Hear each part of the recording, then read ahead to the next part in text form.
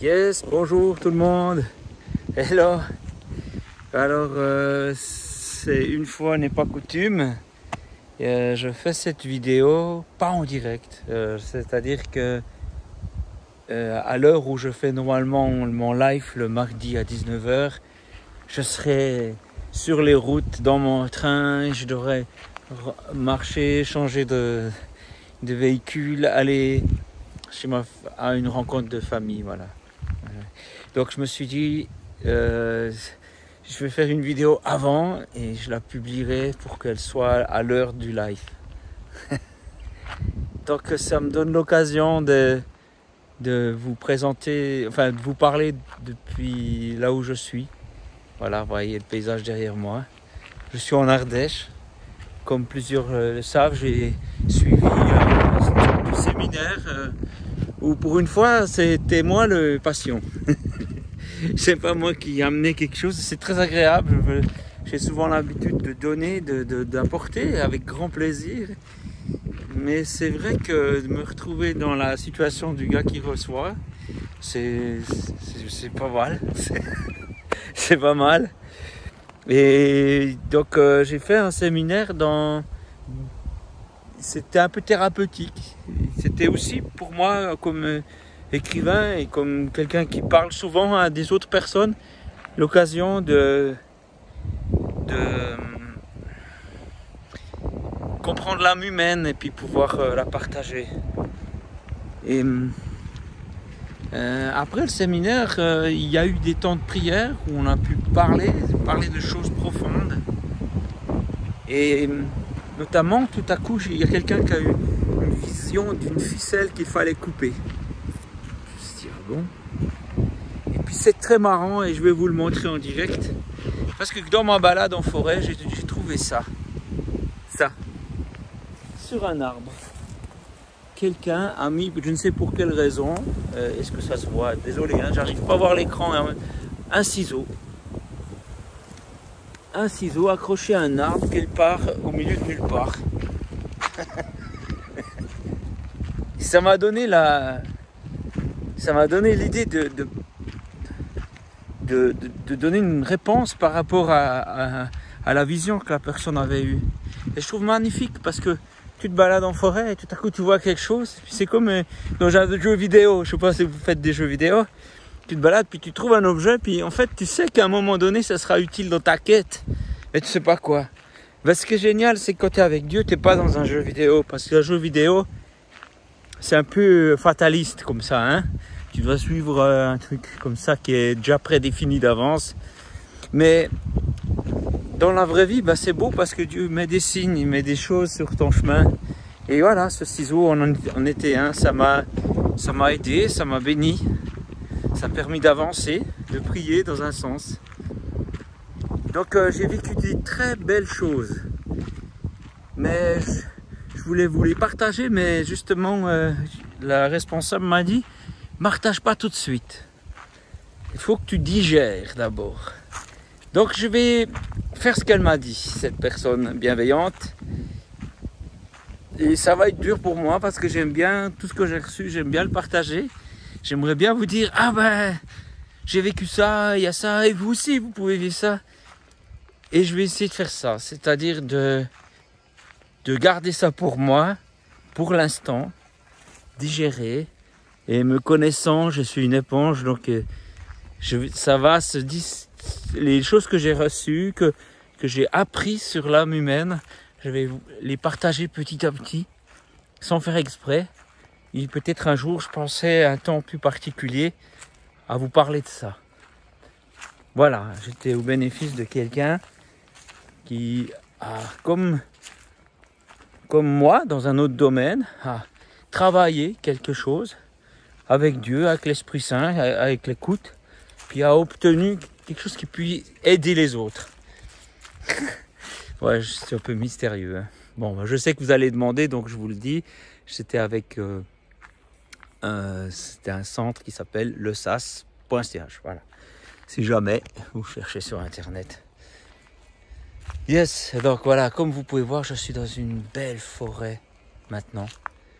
Et une forêt étrange pour moi qui vient d'un endroit où c'est les sapins qui règnent. Ici, comme vous pouvez le voir, ce sont les châtaigniers et les chênes. Et beaucoup de chênes sont étroits comme ça, comme vous pouvez voir là. Mais j'en ai quand même croisé un plus épais, ça m'a fait plaisir. Un jour, le Seigneur m'a dit, mais c'est pas si longtemps que ça. Vous savez, je me suis souvent dévalorisé dans ma vie. On m'a dévalorisé publiquement. J'ai vécu des choses pas toujours faciles. Et j'ai eu tendance à croire ce qu'on m'a dit. Et le Seigneur m'a dit, Alain, tu es un grand arbre. J'ai dit, oh, moi? J'ai dit d'accord. J'ai pas dit, mais non! J'ai dit d'accord. J'accepte que le Seigneur me voie comme ça. J'aime bien les grands arbres. Déjà, ceux qui ont lu Rendez-vous dans la forêt origine, vous avez vu comme j'aimais les grands chênes. Et du coup, j'aimais grimper dessus. J'aimais la sécurité que je ressentais. C'est des arbres vraiment solides. J'aimais le fait que les branches sont accueillantes, comme ça, elles sont larges. Tu peux facilement grimper. Tu peux même te poser si tu es fatigué d'avoir grimpé sur cet arbre. C'est un arbre très comme ça. Et je me suis dit, ben ça, j'ai envie d'être. J'ai envie d'être une bénédiction pour les autres. Et je vous le souhaite à vous aussi, d'être un grand arbre. Si vous êtes petit pour l'instant, parce que vous venez de découvrir toutes ces choses avec Dieu, eh bien, un jour, vous serez grand. C'est comme ça que ça se passe. Tout ce qui est grand sur cette terre, que ce soit de Dieu ou pas, que ce soit n'importe quoi, la nature, a été petit d'abord. Rien n'est grand tout de suite à part Dieu. Et Dieu, il sait être petit, c'est ça qui est extraordinaire.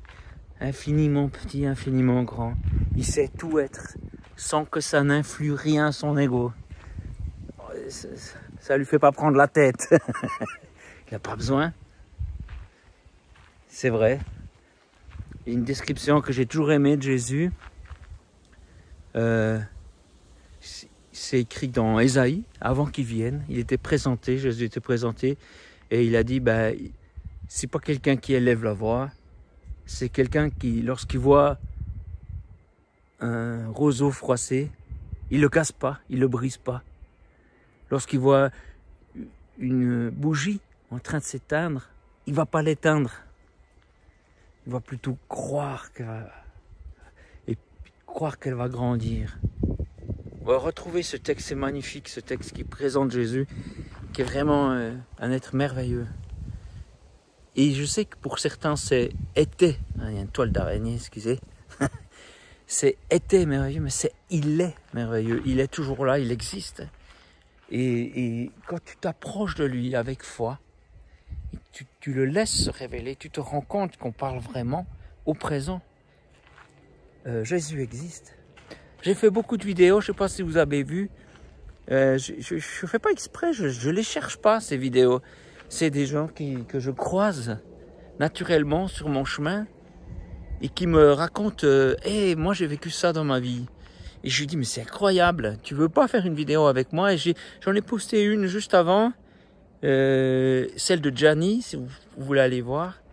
C'est incroyable parce que ces gens-là, ils te disent toujours, oh non, je veux pas faire de vidéo, non, mais ça, ma vie, elle intéresse pas les autres.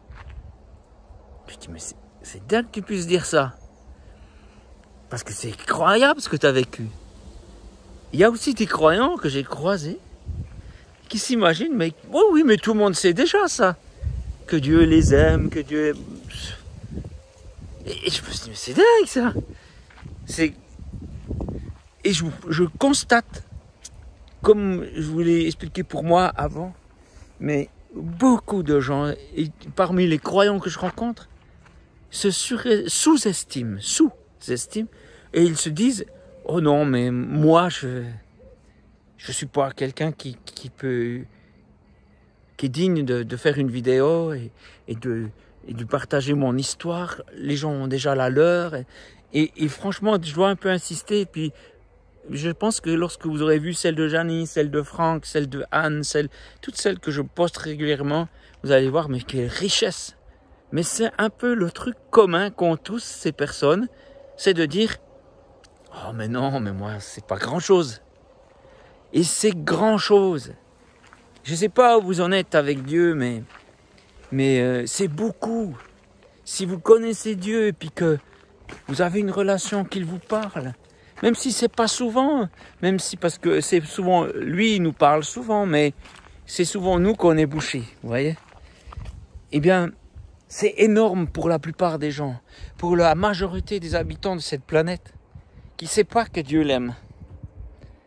Ou qui, lorsqu'elle entend parler de Dieu, elle a entendu des choses bizarres avec des gens qui ont eu des actions égoïstes, cheloues, en faveur d'un système, ou je sais plus quoi, tu vois, je sais pas.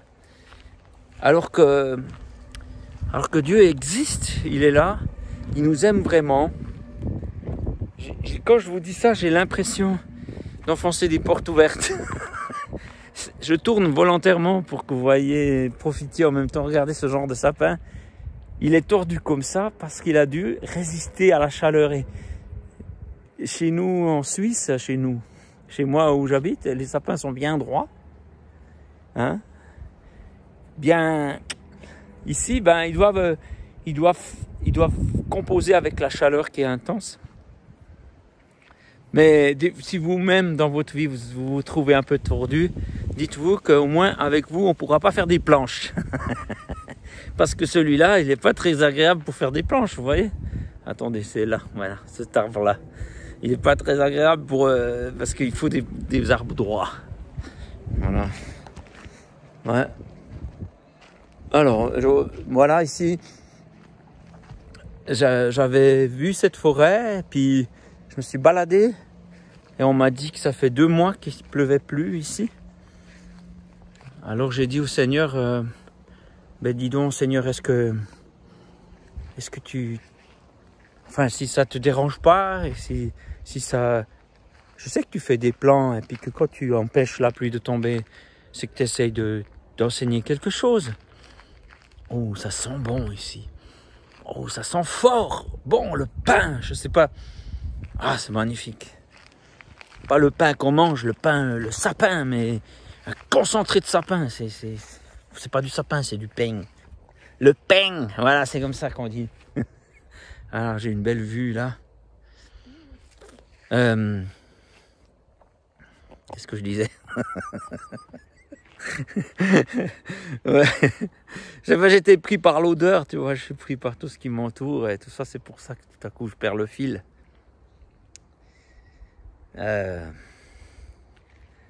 Bon, ben, c'est pas grave. Ben, sachez qu'en tout cas, votre témoignage est précieux. Que c'est beau de le partager. Dieu fait des choses extraordinaires dans nos vies. Et puis voilà. Oh, regardez, je vais vous montrer. J'ai des tongs là. Ouais. Et puis, j'avais mal aux pieds chaque fois que je marchais. Mais je m'étais fait à l'idée que, voilà quoi, j'ai un petit peu mal aux pieds, moi, c'est pas grave. C'est les tongs, c'est de la mauvaise qualité ces tongs. Puis après je me suis dit, mais peut-être qu'il y a... En fait, ça fait longtemps que j'ai marché sur une punaise, qu'elle s'est accrochée à la tongue, tu vois, que je s'est accroché dessus. Et puis je marche, puis ça me pique tout juste pas, mais je sens quand même une douleur. Alors j'ai regardé. Et j'ai dit, ben il n'y a rien. Ben non, c'est pas ça. Puis après, j'ai remis la tongue, puis j'ai senti que ça me piquait toujours au même endroit. Alors ce que j'ai fait tout ce que fait un bon Suisse. J'ai sorti mon couteau suisse. Tu vois, je l'ai sur moi, un couteau et un Suisse. Tu vois. Celui-là, il est particulier parce qu'il a écrit « Dieu est là, tu n'es pas seul ». Asvaltia. Les souvenirs d'Asvaltia. C'était lors d'une recherche de fond, on avait reçu ces couteaux suisses. C'était un don qu'on nous a reçu pour qu'on puisse faire une recherche de fond. C'est très sympa. Alors j'ai fouillé là-dedans et j'ai vu qu'il y avait une épine, mais elle ne se voyait pas. Il y avait une épine là à l'intérieur, mais elle ne se voyait pas, elle était cachée. Elle ne se voyait pas de ce côté, elle ne voyait pas de ce côté, mais elle se sentait quand je marchais. Pourquoi je vous dis ça? Parce que c'est pas très intéressant. J'en suis bien conscient. Vous dites, mais le mec, il nous parle de ses pieds, de ses tongs. C'est parce que je pense que dans notre âme, c'est possible que ce soit pareil. Dans notre vie. Si on prend la marche de tous les jours, le quotidien, on marche et il y a un truc qui nous dérange. Il y a un truc qui ne va pas. Et puis, on regarde et on se dit, mais ça va. J'ai pas faim, alors qu'il y a tant de gens qui ont faim dans le monde. J'ai quelques personnes qui m'apprécient, c'est pas parfait, voilà. Qu'est-ce qui se passe? Et on fait avec. Et tous les jours, c'est un peu pénible, il y a un truc qui nous dérange, mais on ne sait pas trop.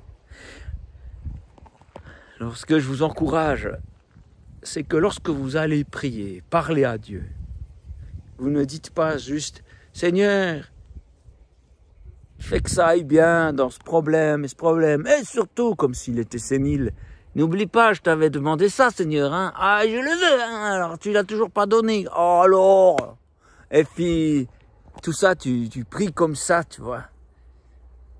Mais peut-être que ce qu'il faut faire, c'est plutôt dire « Jésus, j'ai senti une douleur là, dans mon âme, dans ma vie. Je me sentais pas bien au moment où la personne m'a invité à venir devant la classe ou devant un groupe d'amis et que j'ai dû parler. Et j'ai l'impression que ce que je disais, c'était nul. Ah, ben c'est ça que tu dois dire au Seigneur. Parce que le Seigneur, il sait qu'est-ce qui ne va pas. Il a vu cette épine. Mais il attend que tu viennes vers lui avec ton cœur. Et que tu viennes vers Dieu, puis tu dises, Seigneur, montre-moi où ça fait mal. Et puis il va te dire, regarde, c'est là. Peut-être si tu as peur de parler en public, c'est qu'une fois, quand tu étais enfant, quelqu'un a dit mais ce que tu dis c'est nul. Ou si tu as peur d'autre chose, tu vois, il y a tellement de situations où on se dit, on a, je sais pas, chacun c'est une chose différente.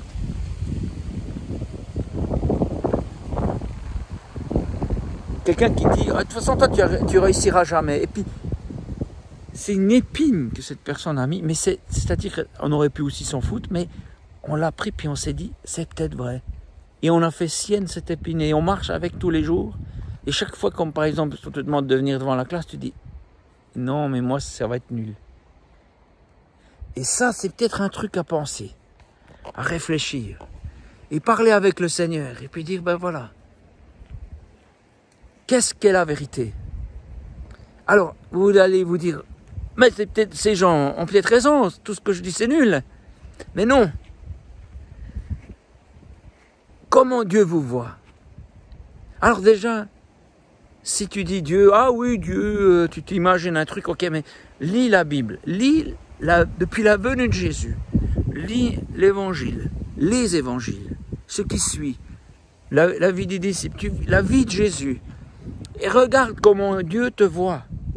Dieu t'aime, Dieu t'estime, et il t'a créé pour le bonheur. On voit dans Jérémie, c'est écrit, Jérémie était quelqu'un qui se dépréciait parce qu'il disait, oh mais Seigneur, quoi, tu veux que j'aille parler aux gens, mais moi je suis rien du tout. Puis Dieu, l'Éternel, lui a dit, mais ne dis pas ça, car c'est moi qui suis avec toi.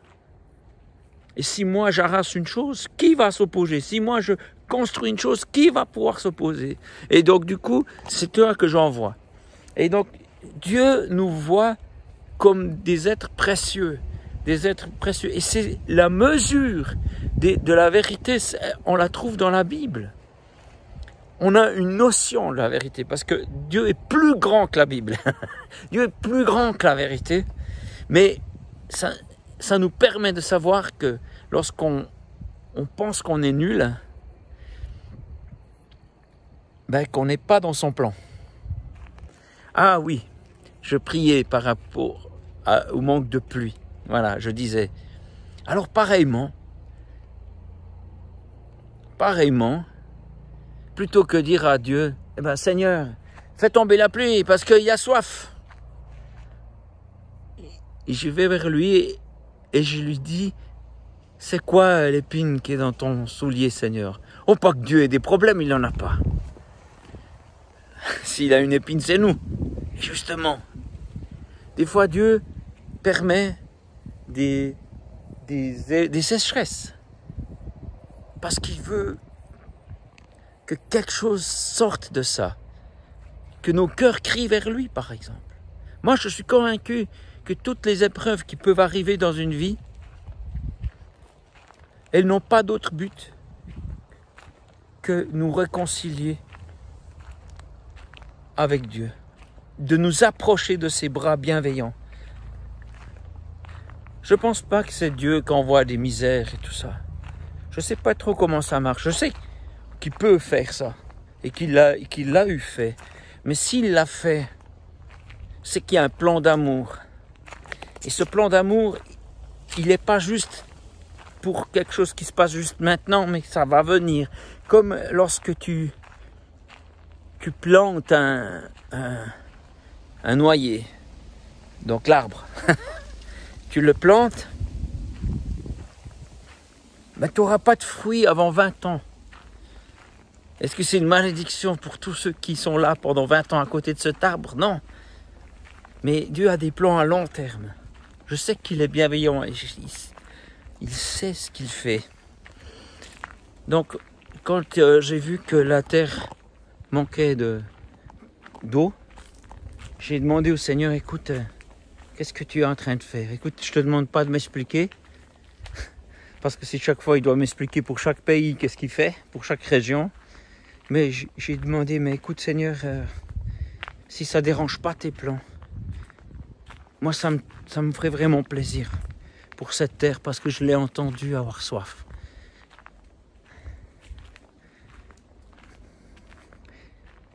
Ouais, mais si tu es ok, tu vois, c'est toi qui sais. Et il a plu. Je sais pas si c'était le soir même ou le lendemain, mais il a plu. Et ça m'a touché, cette petite attention. Bon, vous allez dire, peut-être qu'il devait pleurer de toute façon, ça j'en suis pas sûr. Vous allez dire, mais d'autres ont prié. Ah oui, probablement. Et ça, c'est le mystère de Dieu. Comment ça se passe, je sais pas, mais ça m'a touché. Cette nuit aussi, il a plu. Il a eu quelques gouttes et ça m'a touché. Ça m'a fait plaisir. Et je prie aussi pour les habitants d'Ardèche, les habitants de Valence, de la Drôme, qui ont soif aussi. Mais ils ne savent pas. Ils sont comme des arbres desséchés qui ont soif de Dieu. Ouais, je sais, les autres, c'est partout comme ça. Mais vu que je suis là, je pense à eux, tu vois. Vous êtes d'accord, je vais prier et vous pouvez prier avec moi. Seigneur, je te remets tous les habitants d'Ardèche. J'en connais 2, 3. T'en connais des millions, des milliers. Je sais pas combien ils sont. Tous les habitants de Valence, tous les habitants de la Drôme et de la France en général, si j'ose me permettre. Mais je te prie particulièrement pour cette terre que je suis en train de toucher avec mes pieds. Et je te prie que les gens qui ont soif de toi, de spiritualité, de savoir, de cet amour, ce que tu as mis en eux, qui les appelle à toi, qu'ils puissent recevoir l'eau. Je te prie pour que les croyants qui sont dans ces régions ne soient pas des citernes qui retiennent l'eau, mais qu'ils puissent arroser autour d'eux.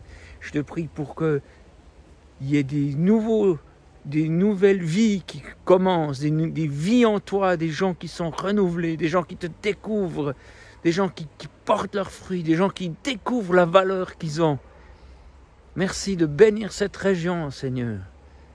Je t'ai prié pour la terre, mais je te prie aussi pour ceux qui la travaillent. Je te prie pour ceux qui vivent dessus, même s'ils ne s'en rendent pas compte. qu'ils soient rencontrés et visités par toi. Amen. Amen. On n'est pas obligé de dire amen, mais c'est une habitude. Voilà. Alors, voilà, je vais retourner, non pas dans mon plat pays, mais dans mon montagneux pays, qui est la Suisse. Je me réjouis. J'ai laissé toutes les choses à faire. J'ai dit à mes amis, à ma famille, à mon épouse, à mes enfants, arroser mes plantes, hein, parce que je ne suis plus là. Et je vais faire comme dans la parabole. Vous connaissez, il y a Dieu qui est parti et qui dit à ses serviteurs, prenez soin de tout ce que je vous laisse. Et un jour, il revient comme moi aujourd'hui. Et je vais voir les arbres, s'ils sont encore en état, s'ils ont été arrosés ou pas. Et puis, ma foi, s'ils en ont oublié un ou deux, ben, je les arroserai moins. Mais voilà. Donc, vous aussi, soyez fidèles dans le jardin que Dieu vous a confié. Alors, c'est peut-être un jardin véritable avec des plantes et tout ça, mais c'est probablement une famille. Vous avez une famille, même si elle va mal, que vous puissiez être une bénédiction pour elle, que vous puissiez bénir, que vous ayez des paroles pleines d'accueil, que vous ayez un cœur. Je coupe, je viens de recevoir un téléphone, je coupe. Que vous ayez un cœur pour eux, que vous soyez le soleil de Dieu pour eux, que vous soyez la pluie qu'ils ont besoin. Mais ne tirez pas sur les feuilles, laissez les gens grandir à leur rythme, aimez. Ils ont une conscience, ne soyez pas leur conscience. Ne soyez pas derrière leur... Ça, tu ne devrais pas faire. Aime, prie pour eux. Et sois ce jardinier qui attend le retour de son maître. Et quand le maître viendra, il dira, bon et brave serviteur, je suis vraiment fier de toi. Cool, tu as eu soin, malgré que c'était difficile, malgré qu'on se moquait de toi, qu'on méprisait ton travail, tu as eu soin des gens autour de toi, des gens que je t'ai mis dans ton cœur. Donc voilà. Je vais retourner dans le pays. Au moment où vous voyez cette vidéo, je serai déjà de retour. Mais je vous bénis. Je vous remercie d'exister. Oui, il y a juste une chose là que ça m'a fait réfléchir. Ce matin, on m'a envoyé faire part de décès de quelqu'un que je ne connais pas. Mais on m'a dit, cette personne suivait tes lives. Elle aimait beaucoup tes lives.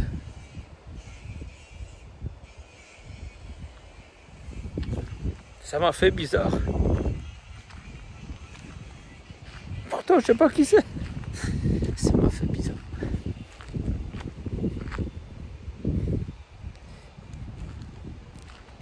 Je sais qu'on fait que passer. Et je vous encourage.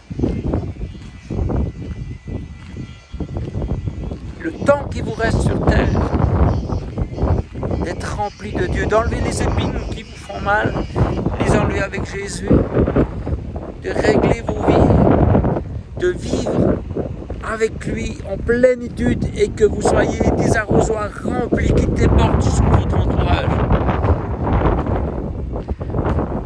C'est votre privilège ici-bas. Voilà, il y a beaucoup de vent, je ne sais pas si vous m'entendez encore, alors je vais arrêter la vidéo. Mais je vous bénis. Je vous souhaite vraiment tout ce que je vous ai dit. Et à bientôt.